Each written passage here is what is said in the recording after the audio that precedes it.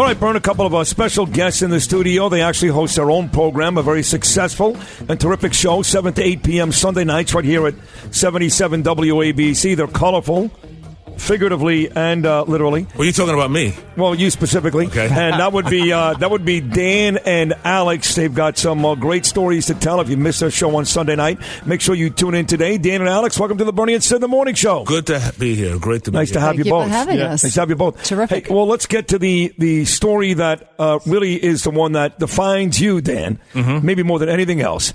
And Bernie could talk about this because he's lived with this with his father-in-law. Right. And that is at least what we've been told.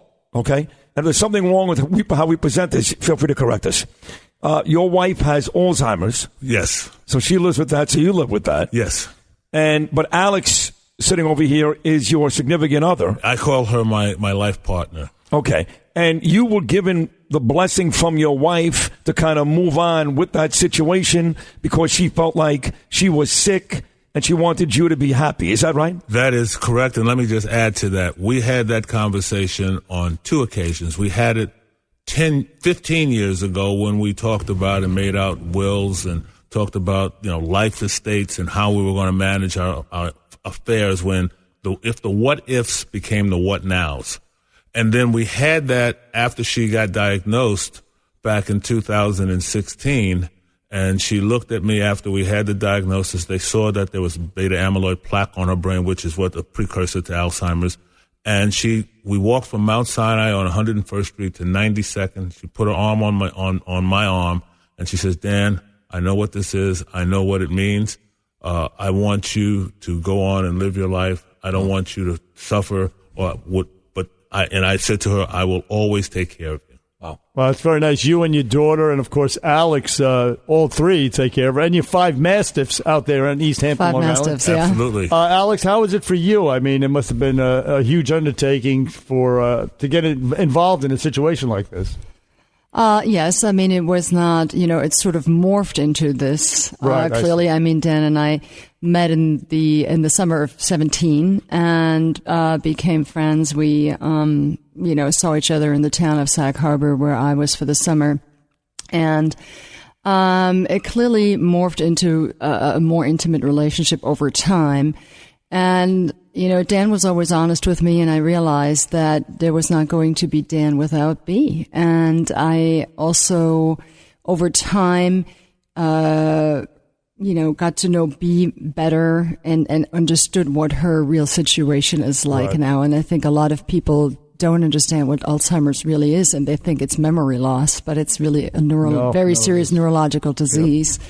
Memory loss is just one of the signs of that disease. So, The memory loss is like, if you look at an iceberg, only 1/5 of it shows. The biggest part of an iceberg is beneath the surface.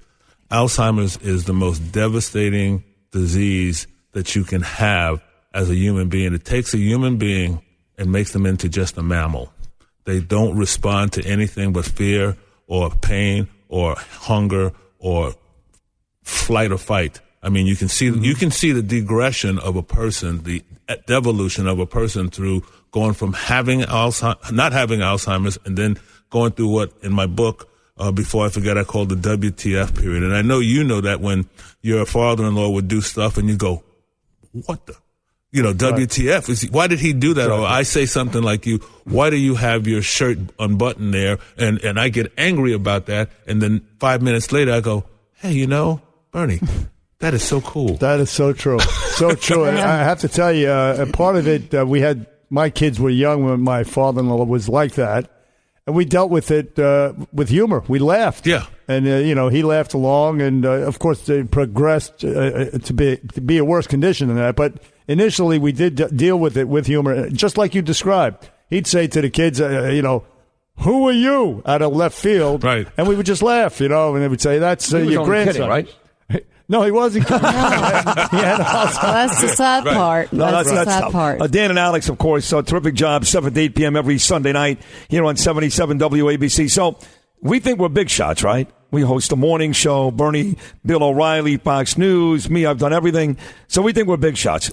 and then we get to read your biographies. We don't even come close. Like, you're Mr. Wheel of Fortune, you're Mr. Jeopardy, you hang out with Oprah Winfrey, you dine with Billy Joel and Howard Stern in the Hamptons. Like, we're basically like steerage compared to you. Well, you know what it is. I mean, the great news is when you had a restaurant in the Hamptons for 17 years. You did? Yes. And what was the name of your restaurant again? B. Smith. You know what? I've actually heard of it. Yes. Stern hated it. Well, it was there for 17 years. That's just a snapshot. We get more. It's like making it to the playoffs. You don't have to win all the games. You just want to win enough to get Maybe in. even a badge of honor. Yeah, you know what? Actually, it is. But we had the good fortune of having a 400-seat restaurant on the water in Sag Harbor. It used to be called Skag Harbor, but now it's Sag Harbor, and it's the hottest place in the Hamptons because you don't have to start your khakis and you don't have to talk with a stiff upper lip.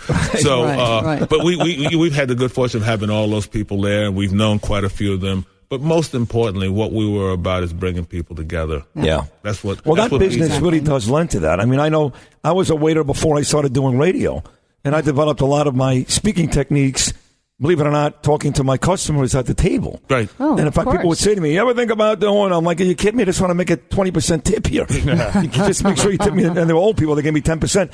So on this show, Alex, we know Dan's history. Give Bernie and me and some of our listeners your history. Well, I came to the radio show through Dan, really. I mean, we decided to, Dan had a radio show with his wife, B. Smith, years ago, and he wanted to revive the radio show. He and I met when I was actually helping a friend of mine opening the restaurant space that was there in Sag Harbor in the summer of 17. And previous to that, I had worked corporate finance, in the magazine business. I raised 3 children. And so, I was sort of at a crossroads with my life trying to figure out what's next. And so then Dan wanted to revive the show, and here we are. And Beautiful. It's been really great and very exciting. And what I love about it is that I really get the feeling that we are helping people with our message and what we're trying to do. And she's being modest. I mean, she speaks German, she speaks French, she speaks Italian. I mean, she's traveled all over the world. She's worked with the German Chamber of Commerce. But most importantly, how we really became close was as I was going through my mishigas with my wife, she suddenly found out that her father had dementia in Germany. Oh, my goodness. Yeah.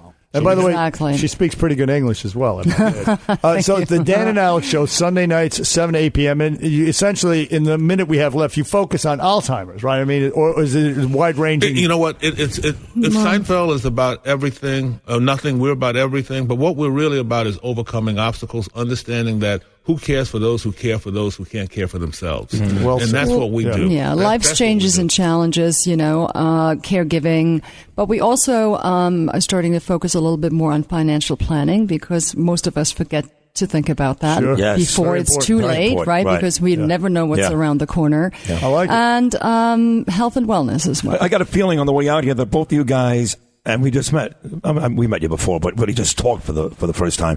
You're both very spiritual people. Yes. I don't know about religious, but you're both very spiritual. Religious. You nailed it. I'm very spiritual, and I understand that we sit on this this insignificant blue rock that's in the universe amongst millions and billions and trillions of stars. The most important thing is that you pass along good stuff. We are all, Bernie said, I feel like I'm in the cosmic colon and I'm just trying to hold on. Yeah. That's it. That's it. Well, you're right. That's all of us, basically.